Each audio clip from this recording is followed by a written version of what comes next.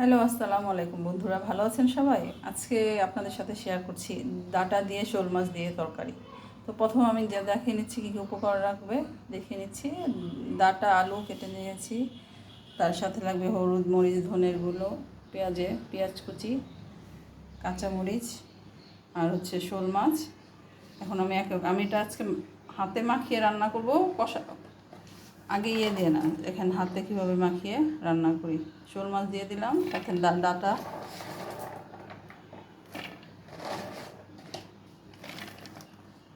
ডাঁটা দিয়ে দিলাম, তারপরে দিয়ে দিলাম হচ্ছে পেঁয়াজ কুচি, একটু রসুন বাটা, দিয়ে দিচ্ছি হলুদ, মরিচ, ধনে,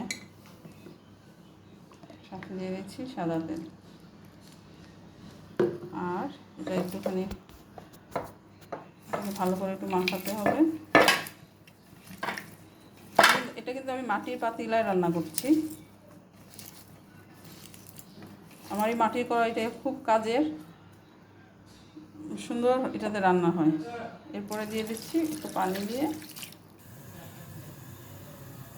সাথে দিয়ে দিচ্ছি কাঁচামরিচ দিয়ে, এখন এটা কষানোর জন্য ঢেকে দিচ্ছি।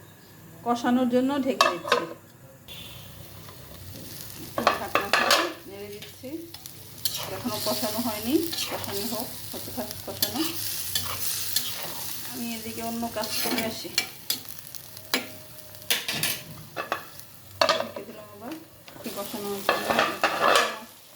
কষানো প্রায় শেষ। এখন আমি এখানে ঝোল দিয়ে দেবো ডাঁটাতে।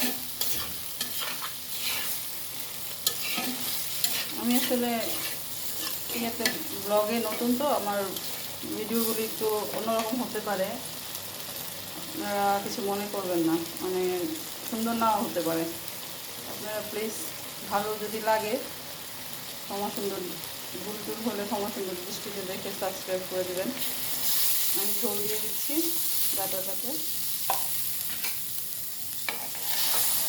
ঝোল দিয়ে দিলাম। ধনেপাতা কেটে রেখেছি, নামানোর আগে ধনেপাতা দিয়ে দেব। এই যে দেখেন, সুন্দর হয়ে গেছে ডাঁটার তরকারি, শোল মাছ দিয়ে আলু দিয়ে ডাঁটার ঝোল।